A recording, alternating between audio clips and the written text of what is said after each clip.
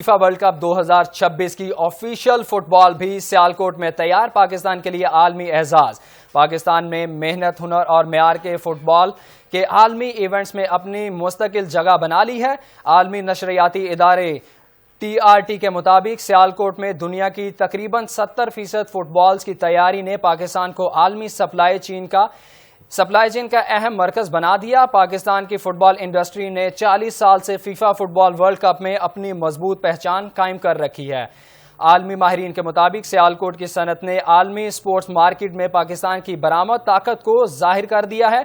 पाकिस्तान की football industry दुनिया भर के खिलाड़ियों के लिए मेयारी और एतमाद की अलामत बन चुकी है।